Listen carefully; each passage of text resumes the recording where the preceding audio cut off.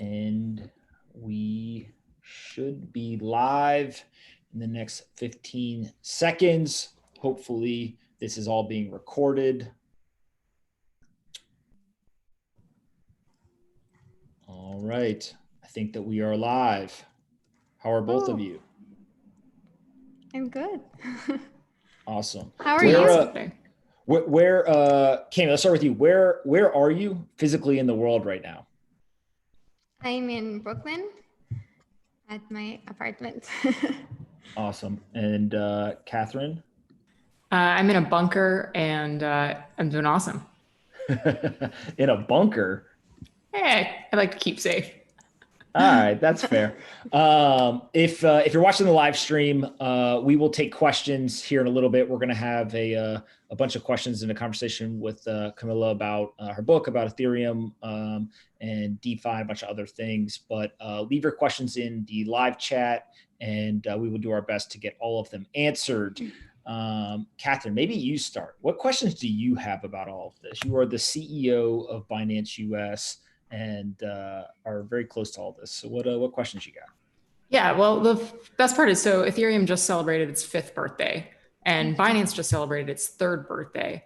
And Binance US is about to celebrate almost its 1st birthday. So it really shows that people have been in this space a lot longer than Binance US as a platform, though we're seeing a ton of new users come in curious about things going. So I really want to learn about the early days of when Ethereum was beginning and kind of what drove the origins of Vitalik and the Ethereum teams to kind of build this out of the ground. So getting people that are new to this space familiar with the old origins of how things got started.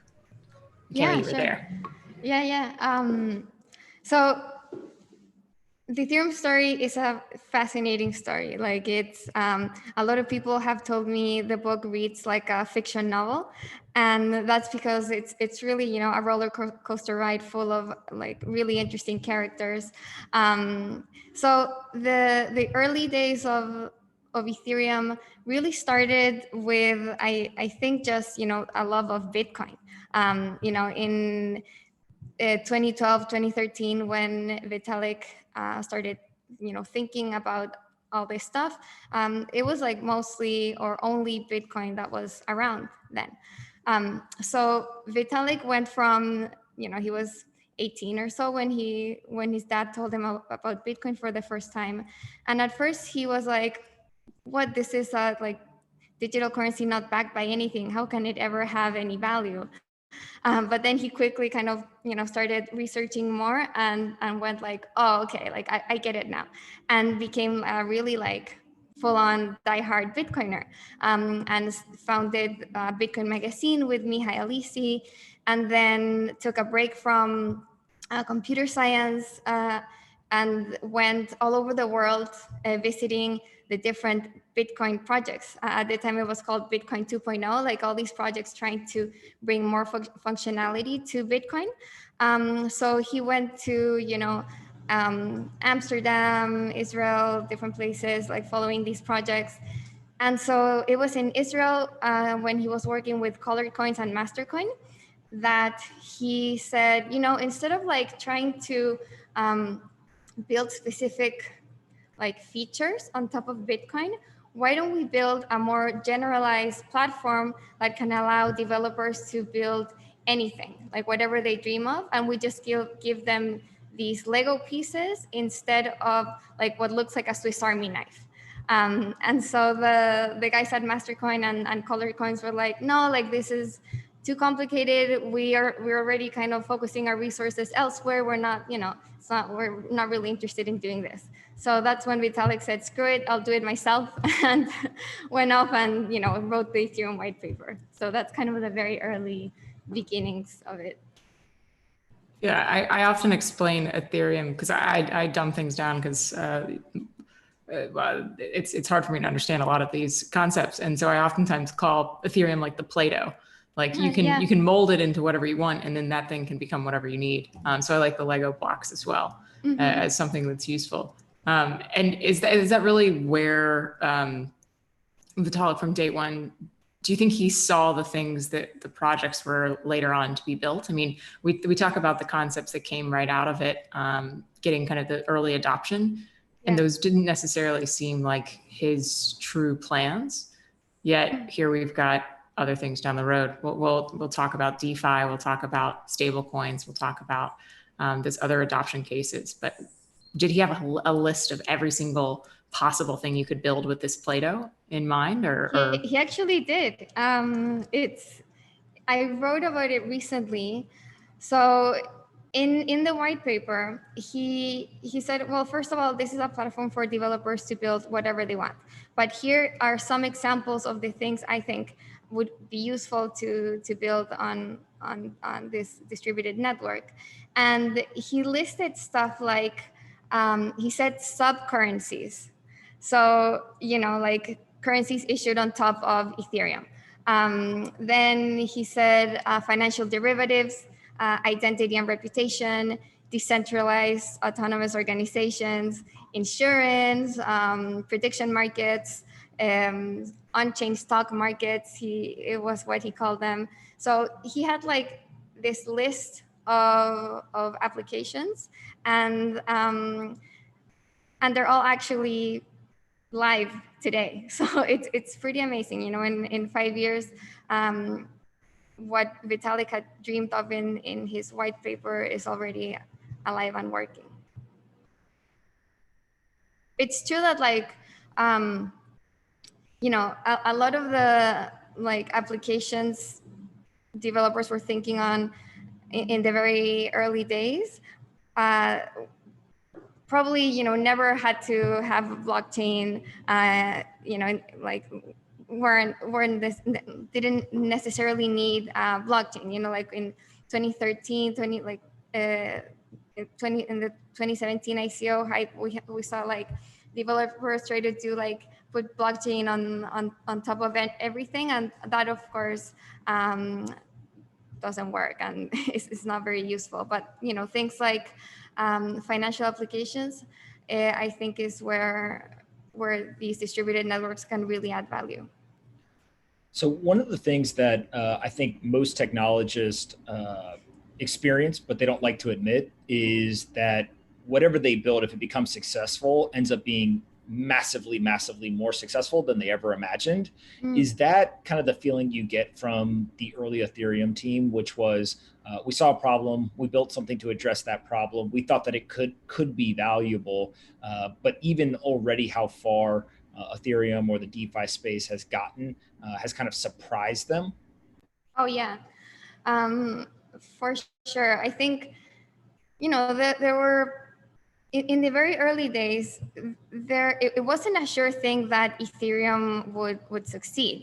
Even after the pre-sale, even after the launch, I write in the book how in 2015, when the Bitcoin price had really slumped, they were really strapped for cash. They didn't have much funding to keep going, to kind of pay developers to keep working on Ethereum.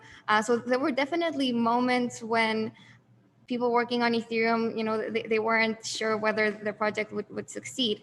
I think that DAO was another important moment in Ethereum's history where people in the project kind of doubted whether it'd be able to go on, both from technically, because this hacker was draining a project that held a big piece of ETH at the time, and also because kind of the core values of Ethereum were being questioned.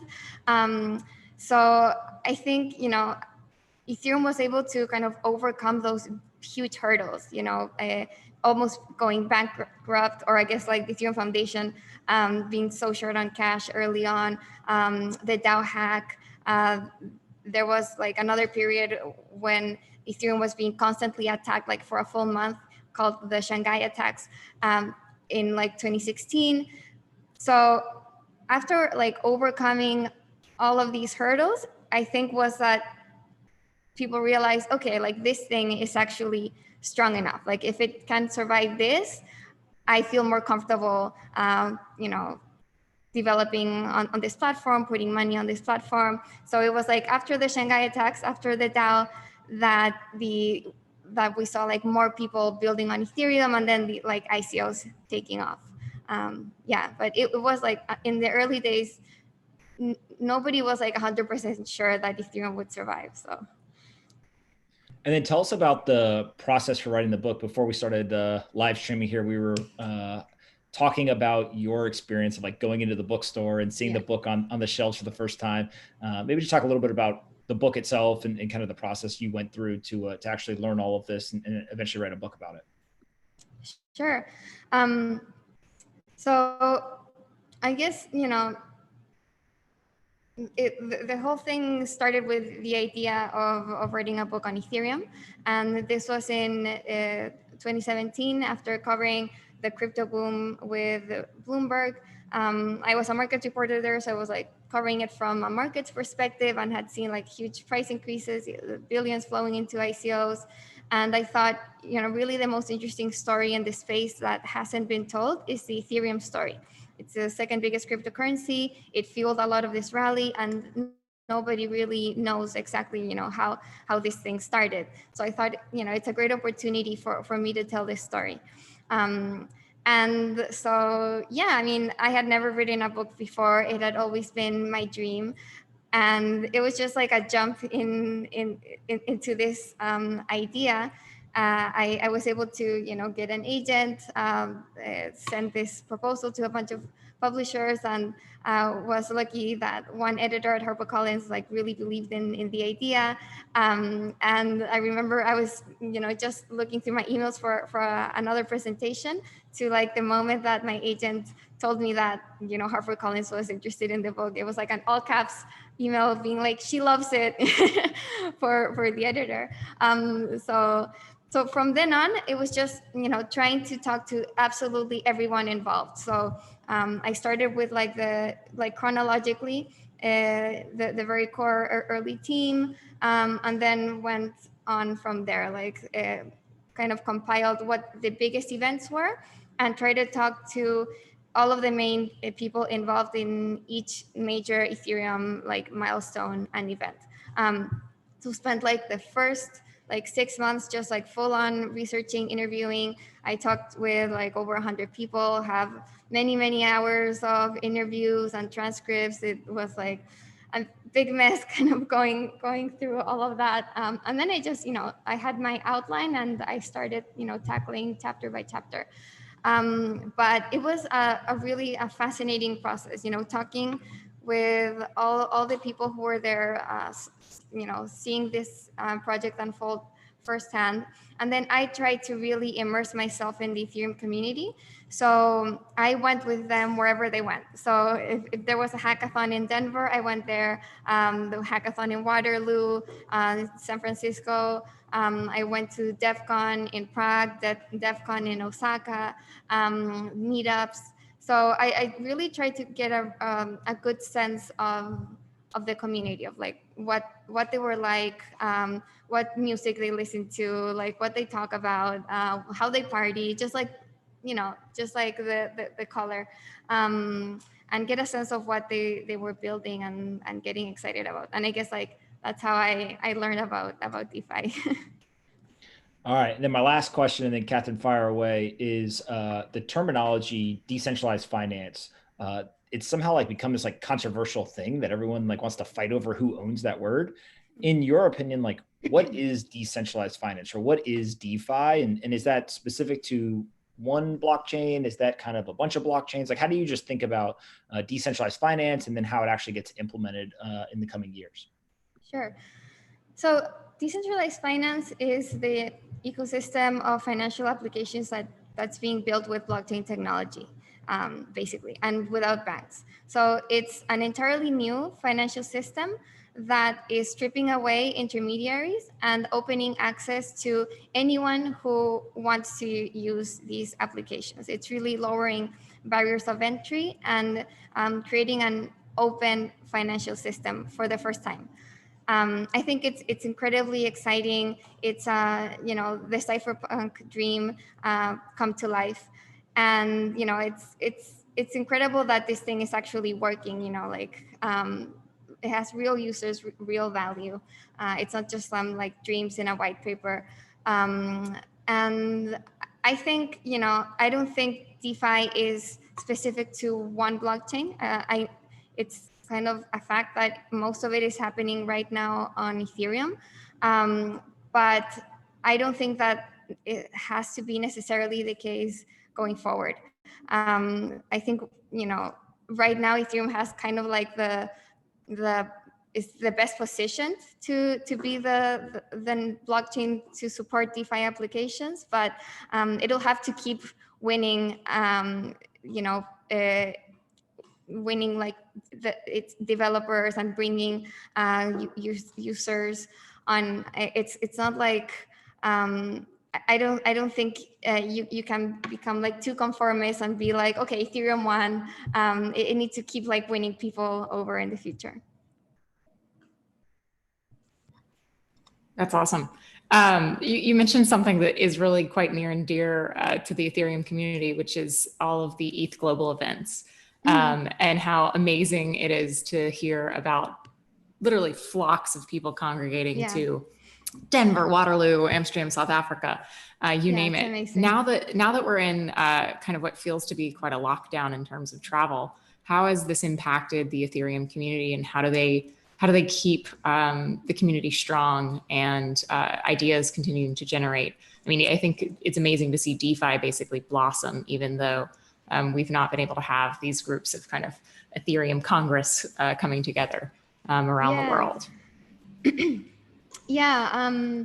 So I think the impact has been that, these hackathons and conferences were like the moment where team members saw each other, because so many of these teams are decentralized, and it was like, this like family gathering kind of atmosphere of like, oh, we're together. But in terms of development, like someone was joking the other day on Twitter that they're getting more done now that they're not flying around to different conferences. There's no beanbag room in the work from home. Right. And yeah, I don't think it's limited development at all. I mean, you see it in the blossoming of DeFi, but there's still hackathons and conferences happening online. Obviously, it's not the same, but for example, ETH Global had its first DeFi-focused hackathon recently, Hack Money, and there were tons of projects that participated. So, there's still hackathons going on, and people participating in these events. So at least that the spirit hasn't completely been lost because of Corona. Yeah, where do you find the most vibrant communities to be able to talk about Ethereum and chat? Is it Telegram, Discord? Where can new folks that are so passionate about Ethereum plug in to learn more? I think Twitter is the place where most people are, and I find conversations there really interesting. Many use Telegram, but I personally don't like it very much. Like, it's just too much. I can't keep track of everything. And lots of teams have their own Discord where they make announcements, and you have kind of the very like hardcore community members engaging there. So if you're very interested in like one specific project, I really recommend checking out like specific teams' Discord channels too. So, Cami, one of the things that, before I forget, everyone keep hitting the like button. That's how, I see you guys all in the comments. That's how people find this on YouTube. You hit the like button. In terms of writing the Defiant and really spending a lot of time, I think, like in the weeds, trying things, using these products, what has been maybe the biggest surprise or the thing that you've learned in actually being a user of a lot of these products, right? You've done everything from create the Cami tokens to use a whole bunch of various applications here. Like, what's been the biggest surprise or lesson learned? Oh, that's a tough one. Let's see. Well, I've been surprised by different things. I think a positive surprise very early on when I was just, starting to use this stuff was how easy it was. Because, reporting for the book, what I kept hearing was, oh, like dApp's UX is horrible. Like, this is why nobody's using this stuff. Like, nobody can figure out how to use a DEX. But then, like in 2019, when I started looking into DeFi and experimenting with all these apps for the Defiant, I was so surprised to see how easy this stuff really was, and how advanced the UX was. Like, I think the first DeFi app I probably tried was Uniswap. And just like seeing this like very clean interface with like, like the unicorn and just like two things to do, like what token do you want to buy, what token do you want to sell, and that's it, and just be really quick. And the idea of like, you really just need your Ethereum address and like your MetaMask plugin to access all of these applications. Like you don't need to give out any piece of data. You don't need to create a separate account. It's really truly permissionless. And I think that's what kind of like made the light bulb go off in my head. Like, oh, this is what permissionless really means. It's that I can just go and use any of this stuff from wherever I am. Like, all I need is like an internet connection and an Ethereum address. That was pretty mind blowing to me. And then recently, I guess like just the growth, the recent growth, I hadn't expected this at all. Like like DeFi had been growing pretty fast in the past year, but what we've seen these past month or so has, I don't think anyone expected this. Like, I remember the day that Comp was about to launch, that Compound was about to launch the Comp token, I was like preparing to cover it for the Defiant, but I didn't like expect it to be like such a huge deal. It was like, okay, like Compound Finance is distributing its governance token, let's write a couple of lines on that. But then I was like, oh, like this thing is blowing up. Like, people are like depositing hundreds of millions of dollars in Compound. Like, it's suddenly the most valuable DeFi token, ahead of like Maker, DAO's Maker. And just like the amount of activity and growth that like liquidity mining has unleashed has been a huge surprise. Like, I definitely didn't expect token incentives to have such a huge impact. Why do you think people are flocking to this, new craze? Well, I won't call it a craze because it's an actual way of finance going forward. But why do you think people are finding this so attractive?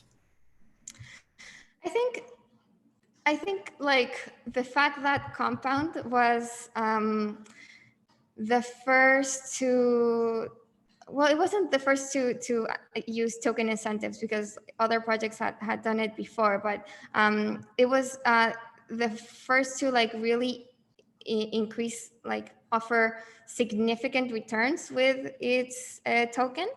And the fact that it was Compound Finance, like, and really established project in DeFi that people were already using and finding valuable, and that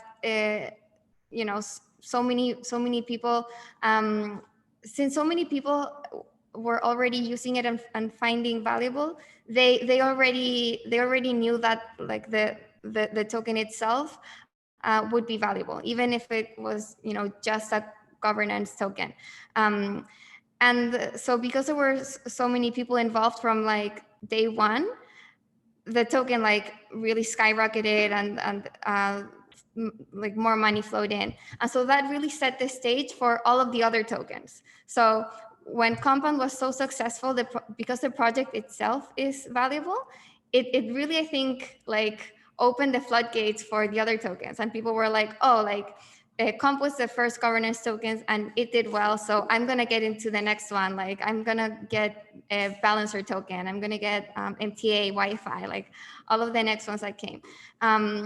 And yeah, and I think, besides just like FOMOing on like, oh, the next governance token, I think the concept that they're allowing, this concept of like an ownership economy, like people being able to own a piece of the protocol and not just use it, I think, has really inspired people as well. Like I of course, like a big part of it is just speculation, but I think another part of it is this new concept of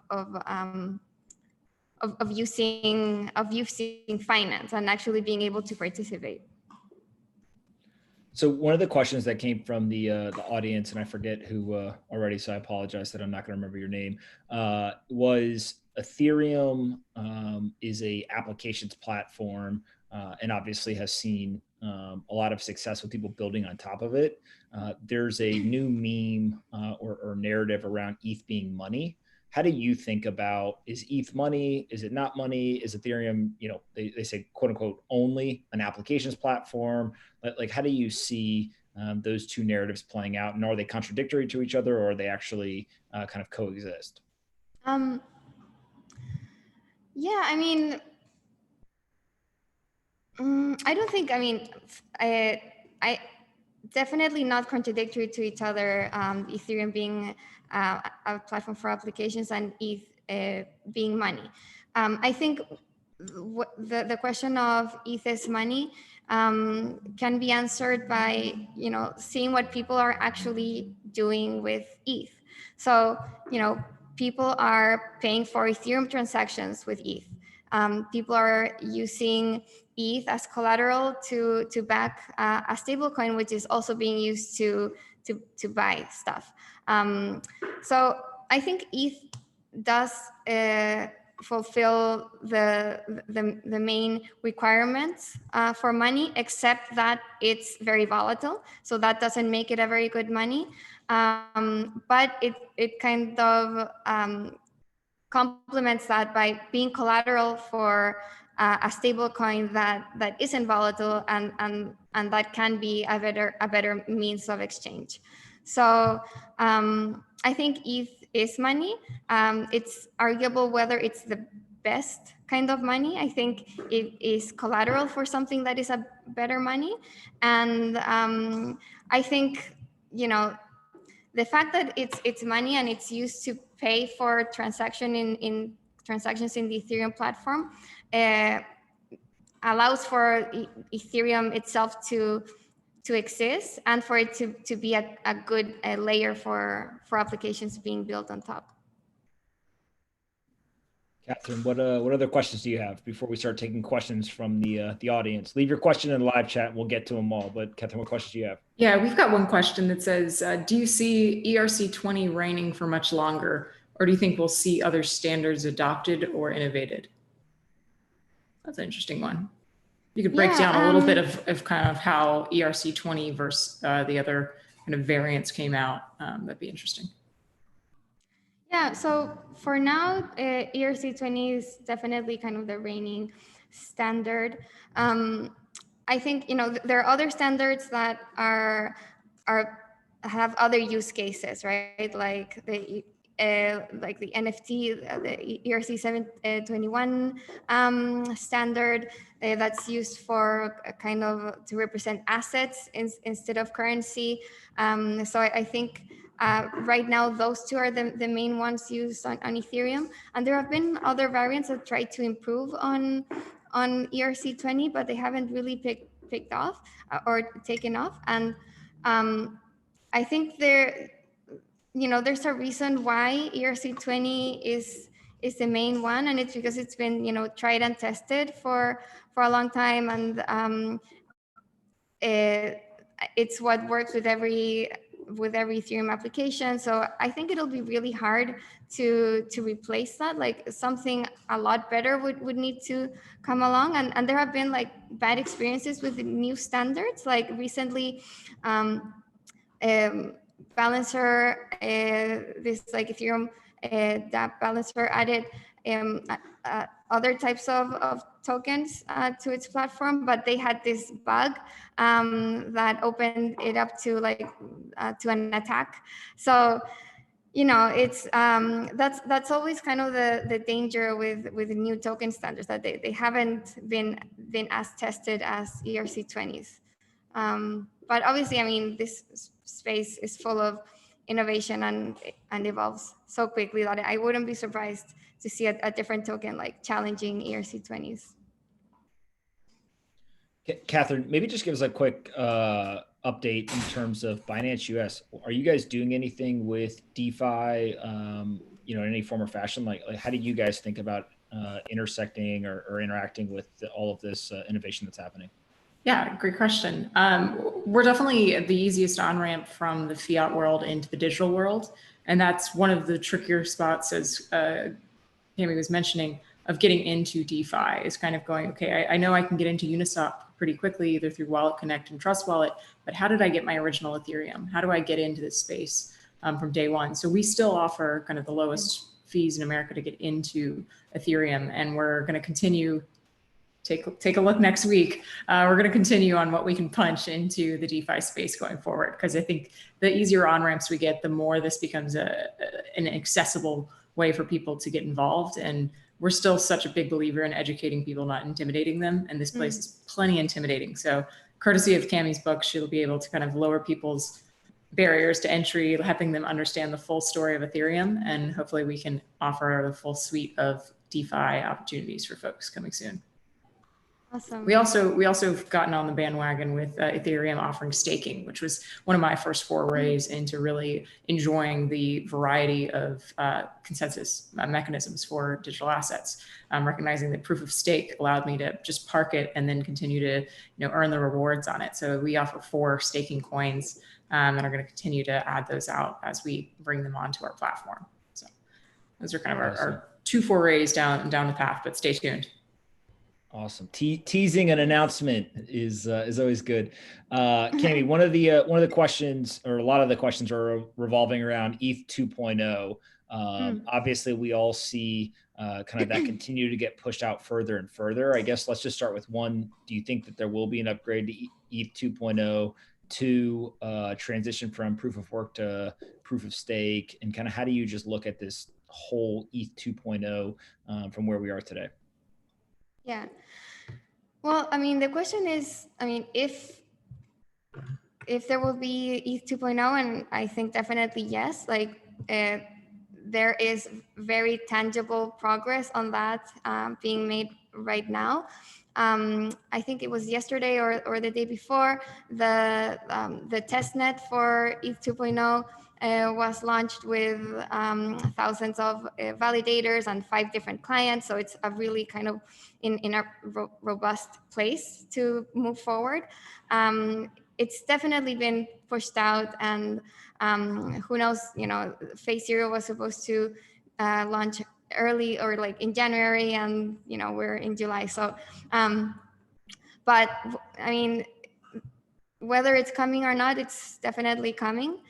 I think the most interesting thing to me will be how ETH1 can continue to support all the development that's happening on Ethereum until ETH2 launches. And I'm seeing really encouraging progress on this front with layer 2 solutions. So the difference with what was happening with ICOs and Ethereum clogging up with CryptoKitties and all that stuff in 2017 is that scaling solutions were still in the research phase back then. Today, ahead of this potential new bull market, layer 2 solutions are actually live and working, like CK rollups and different optimistic rollups and that kind of stuff that's already live. So there's an Ethereum DEX called Loopring already working, supporting thousands of transactions per second. And the idea is that more and more of Ethereum dApps will go to layer 2s and improve the horrible gas costs that we're seeing today. And so I'm really optimistic with layer 2 solutions kind of bridging that gap between ETH1 and ETH2 launching. All right. And then a second question is around the recent OCC decision. So basically the regulatory body or the oversight body for federal banks came out with an approval or a really clarification that banks are able to hold crypto assets just like they can hold other valuable assets. Do you see that changing anything in this DeFi space? Is that a threat to the DeFi space, and anything or any thoughts there? No, I think it's great news for crypto in general, because if banks can hold crypto, that means that more people will be able to be comfortable coming into this space, and having people participate with crypto through centralized solutions, I think, is the first step before getting them into decentralized solutions. I think maybe eventually all of finance will be decentralized and running on distributed networks. But in the meantime, I think definitely centralized finance and DeFi will coexist. And so I think it's a great step forward that banks will now be able to custody crypto and get more people comfortable with getting involved in this space. Catherine, what else you got? Oh, you're on mute. Pulling up my questions here. So another one was, this is an interesting question. When writing your book, how did you stay productive and on top of the next things happening in this space while things were moving so quickly? Well, I mean, my book definitely helped in staying on top of things, because I was like talking with like Ethereum community members all the time for my book, and just like reading about everything that was going on in Ethereum. So I think it was thanks to my book that I realized, oh my God, like DeFi is really, it's real. This thing is the next big thing, and that's why I started the Defiant in more than a year ago. So yeah, I think I have my book to thank for that. It really kind of made me stay on top of things. Did you try to cut it off and publish it at a certain amount of chapters and then be like, oh, hold on, write another 10 chapters based on compound? Yeah. Oh my, yeah, that was like always the challenge, like where to stop writing it. I didn't want it to seem dated. So for me, it was always clear starting out that this was going to be the story of the early days and how Ethereum was created, and then the 2017 boom and bust, because that thing, like that part of history happened, like it's not going to change, so people will be able to read it 20 years from now and it will still hold true. So I knew that at least I wanted to cover that. But then like in the final chapters, it was it was a difficult decision to make, like how much will I get into talking about DeFi. So I did kind of go over it in obviously not got like so much in the weeds, but the final chapters were about after this like really long bear market and everyone thinking Ethereum was dead, developers were building all through it, and like the most exciting Ethereum applications were born out of this. So yeah, I did have to kind of like cut it off at a certain point and be like, okay, I'm done. Like this is where the story ends. Hopefully there will be a sequel. What will you name the sequel? How money hackers built the new finance, or something like that. All right. I was thinking it'd be more like another DeFi word that would be in there, kind of like I don't know, the Hunger Games series names or something like that. Awesome. We'll see. So one of the questions I have is, you mentioned earlier whether ETH as money was kind of better money, right? Or not. How do you kind of see that playing out? And really the thought process or the framework I've used previously is like, I think most people would agree Bitcoin is decentralized digital currency and it's got sound money principles and kind of all that kind of stuff. but most of the infrastructure so far around Bitcoin has been centralized. If you then flip over to the Ethereum side, you've got ETH, which I think generally a lot of people say, hey, this might not be the best, type of money, but all of the infrastructure is decentralized. And so do you see kind of a merger of a decentralized digital currency like Bitcoin with decentralized infrastructure for kind of a full stack of decentralization? And then if so, does the infrastructure come to Bitcoin? Does the Bitcoin come to ETH and wrapped Bitcoin or TBTC or something like that? Like, just how do you think through that? Sure. So on the question of like, is ETH better money than Bitcoin? I find them like very similar in terms of being money. Because for me, the thing that makes ETH not as good money than other alternatives is its volatility. And Bitcoin is the same way, like it's as volatile as Ethereum. So in that way, like I don't see Bitcoin as having an advantage over Ethereum in like being money.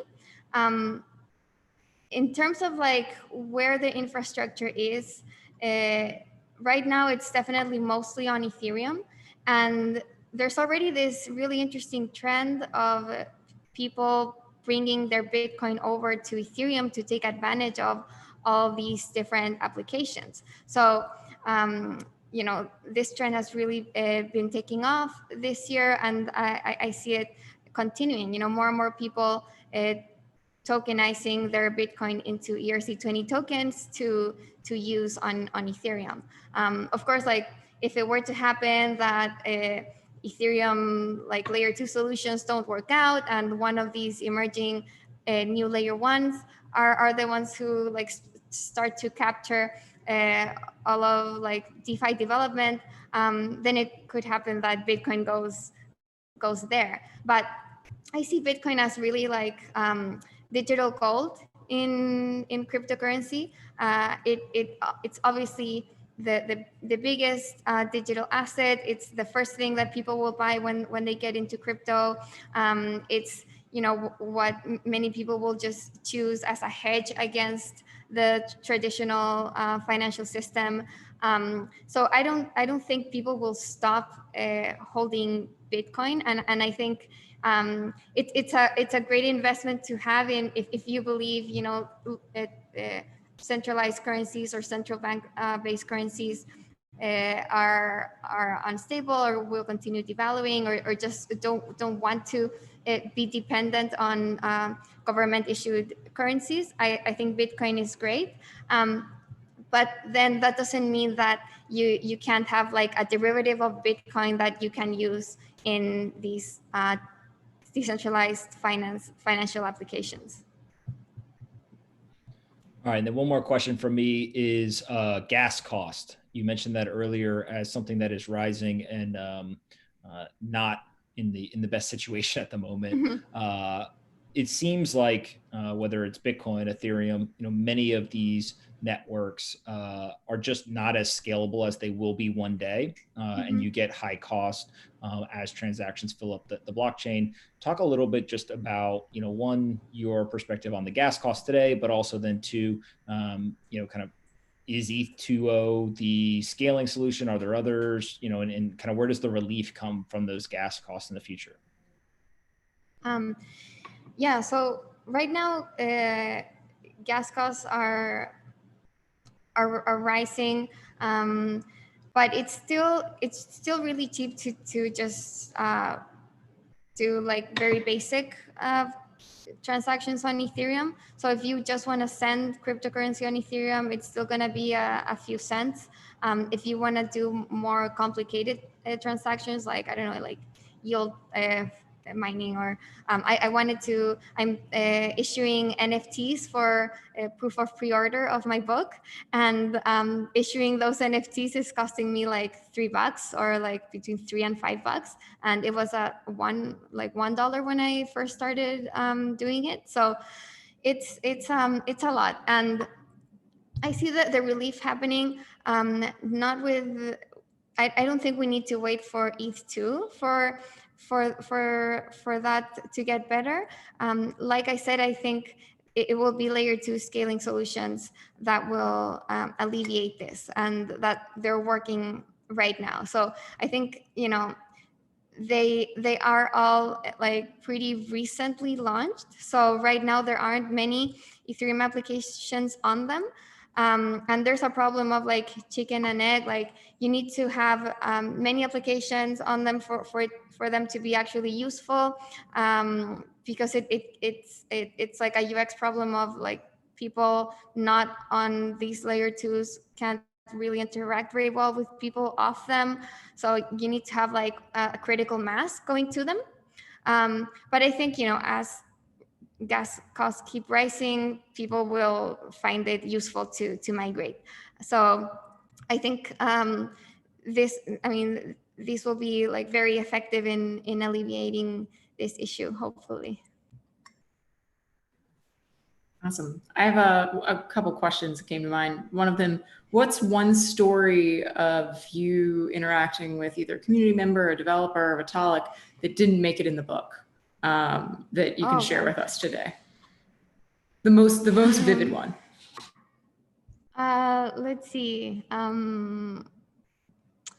So one story that I cut from the book, because it was just like too many characters, was Peter McCormack.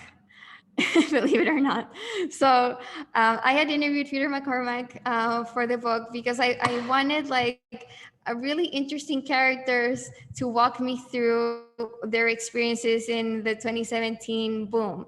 And so I don't remember if you, I don't know if you remember how Peter made this like incredible thread detailing what his experience was with the ICO boom and how he invested a bunch of money and then lost it all. So as soon as I saw that thread, I reached out and was like, I want to interview you for my book. Like, this is an amazing story.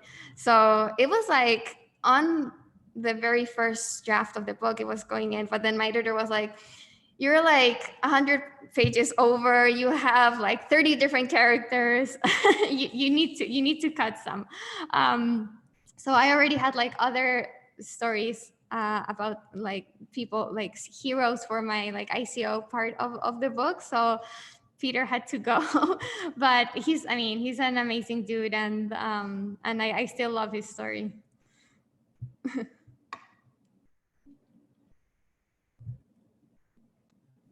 Catherine, you got any more? All right, I was waiting for someone to finish washing a dish. It just didn't sound too good having the water running all of a sudden and me just sitting here. So the other question I have is, what are some of the diehard developers in Ethereum that you think we should be paying attention to and following their story as they take Ethereum to the next level? So Danny Ryan is like, oh, so sorry about my dog. Danny Ryan has been kind of spearheading the development of ETH2. Preston Van Loon is spearheading like one of the main clients for ETH2. Ben Edgington as well. These are all people kind of leading Ethereum forward. So I would watch what they're doing.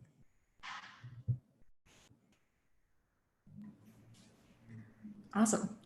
Are there any other things you hope people read your book and walk away with? Kind of the ultimate catchphrase for your book that can get people that have never heard of Ethereum interested in it?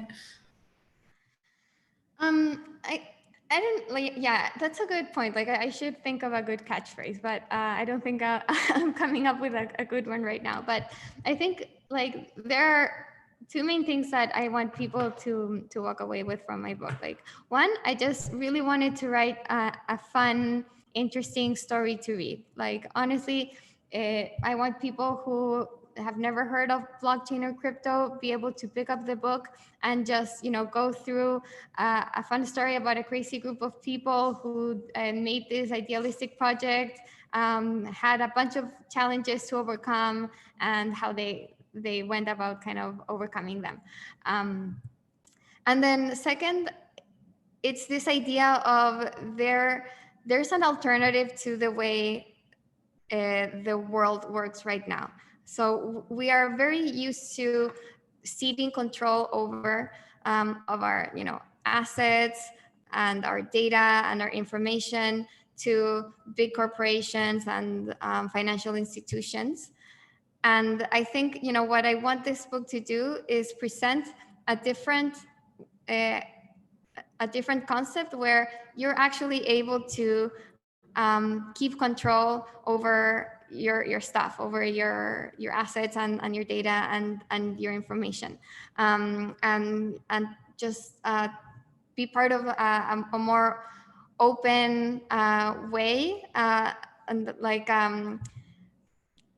just like be more in control, and also be able to access applications more freely, just so people can walk away with the idea that there's a different, better way of doing things, and it's coming, and developers are working on it. Like, it's not like a dream, like it's actually there. And so hopefully, people will at least feel the curiosity to take a look and see what's going on.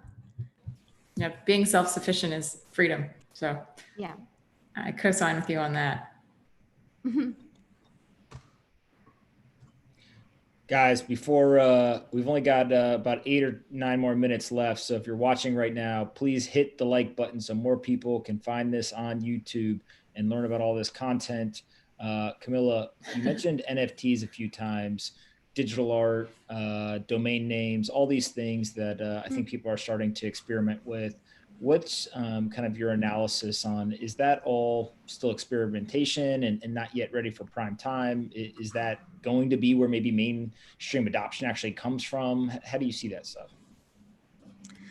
Well, I think it definitely is ready for prime time. I think, maybe not that many people know about this stuff, and that's why it's not like hit the mainstream. But I think just the idea of being able to own digital assets, it's really powerful, and it's part of the theme that I was talking about earlier. This new ownership economy where you are in control, and NFTs are a huge part of it. I mean, right now, in the same way that you have your bank trusting your money, when you're interacting with a lot of the stuff you use online, you have companies, you're trusting companies with your digital assets. And like a great example is games and in-game items. So gaming is like, I'm not like into it, but I know it's a huge industry. There's like many billions of dollars transacted in-game items right now.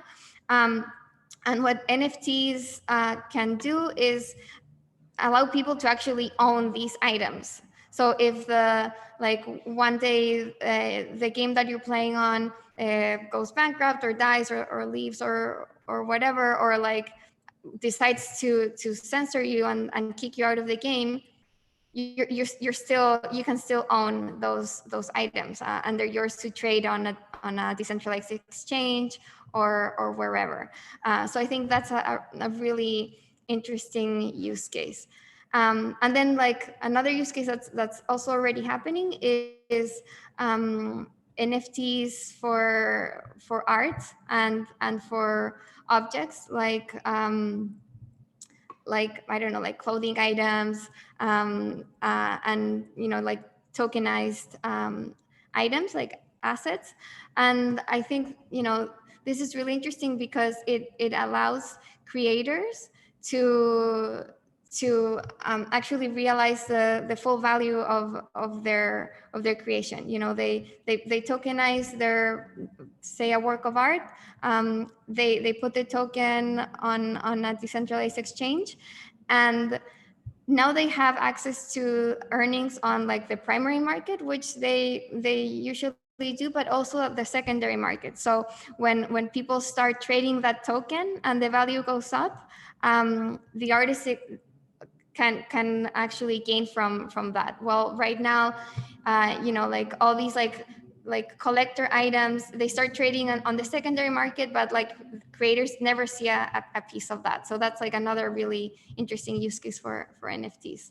And then just like fun stuff like my proof of pre-order tokens and just like more experimental things like that. July 4th NFTs, they're fun. Crypto kitties, you know, like collectibles. Yeah, there's so many use cases popping up. It's definitely like the crazier side of Ethereum. All right, before we wrap up here, Catherine, if I see one more question about an update on the states for Binance US, I'm gonna. I had to create a web page just dedicated to all the people asking when Florida, when Connecticut, when Texas, when New York, when North Carolina, when Georgia, when Louisiana, when Alabama. I memorized them, guys. Don't you worry.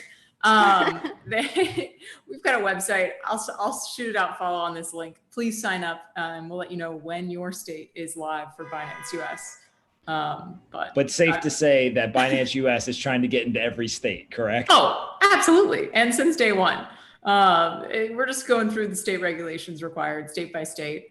It's like trying to get into college in every single state. You know, the first ones let you in, the last ones you got to fill out different essays and get those grades up. So we're working on our way through those states, and my goodness, we're all going to have a celebration when that happens. I love that. And for those that are interested in Binance US, where can they go to sign up for an account? Yeah, sign up. It's Binance.us. That's the easiest way. And we've also got an app in the App Store, both Google Play and iOS Apple Store. And you can follow us on Twitter at Binance US or at Crypto Coley. And we've also got a Telegram community, which is quite lively. I'm in it every Saturday morning every morning. So you can always hear from us and ask us questions. And if you ask when your state, we'll give you the website for the answer too. I love that. And then Camila, you've got a whole bunch of stuff going on from the newsletter that you write every day to the book. Where can people go find both of those? Yeah, so my newsletter, The Defiant, is thedefiant.substack.com. The book is on Amazon and really any bookseller out there. So yeah, just go on Amazon, type The Infinite Machine and click buy. And yeah, you can find me on Twitter at Camila Russo as well. The buy button is really important for a book. I'm glad you put that part in there. It's a key. It's a key piece. We need a summer reading book list, kind of like Oprah's book list, and make everyone do a bit of summer reading. There's some good books coming out, so appreciate the work. Awesome, guys. Listen, go use Binance US. Go and get Camila's new book, The Infinite Machine, and make sure that before you leave, you're not allowed to leave this live stream unless you click on the like button, because that's how more people will find out about the book, find out about Binance US, and find about Bitcoin and crypto. So smash the like button, and we will see you guys next time. Thanks so much, Pomp.